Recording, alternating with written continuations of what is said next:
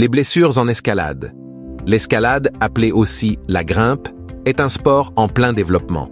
La Fédération française de montagne et d'escalade, FFME, recense 107 828 licences fin 2020. À ces chiffres peuvent s'ajouter les pratiquants en salle privée et les indépendants. Cette discipline devrait continuer à évoluer, notamment avec son arrivée aux Jeux Olympiques de Tokyo pendant l'été 2021 et les prochains Jeux Olympiques de Paris 2024. Les JO de Tokyo ont mis en valeur 3 disciplines de l'escalade rassemblées dans un format dit combiné.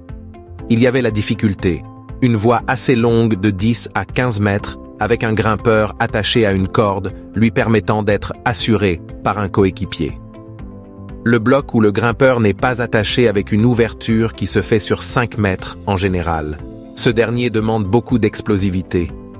Et enfin, la vitesse. Une voie standardisée que le grimpeur doit franchir le plus vite possible.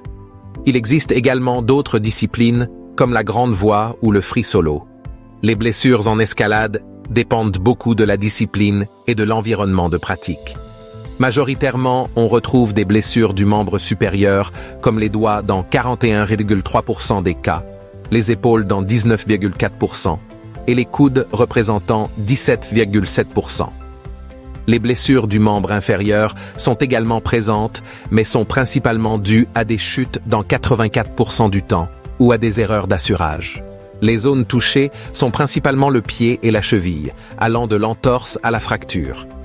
Si l'on zoome sur les blessures aux doigts, la blessure la plus commune que l'on peut entendre sur site ou dans les salles d'escalade est la poulie. Qu'est-ce que c'est? La poulie est un renfort de la gaine des tendons des fléchisseurs superficiels et des fléchisseurs profonds des doigts à certains endroits. Chez les grimpeurs, la poulie la plus touchée est appelée A2. Elle est mise sous contrainte dans des mouvements d'arqué.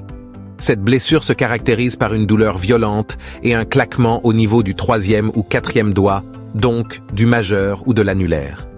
La rupture de poulie peut être partielle ou complète, ce dernier cas nécessitant une éventuelle chirurgie. Dans le cas d'une rupture partielle, le traitement conservateur est indiqué. Il consiste en la mise en place d'une bague sur la première phalange pendant 45 jours. Dans le cas d'une rupture complète, une chirurgie loco-régionale est indiquée en remplaçant la poulie par un greffon tendineux ou par une partie du ligament dorsal du carpe, suivie d'une immobilisation pendant 45 jours avec une attelle avec flexion des doigts à 90 degrés. Le pronostic est favorable avec une reprise de l'activité dans 90% des cas. Pour prévenir les blessures en escalade, et même en général, il est conseillé de bien s'hydrater et d'adopter une bonne hygiène de vie. Il est également conseillé d'effectuer un échauffement adéquat, progressif, avec des tâches de faibles intensités et d'une durée d'environ 15 minutes. D'étirer les muscles intrinsèques et extrinsèques de la main et des doigts et de respecter les temps de repos et de récupération.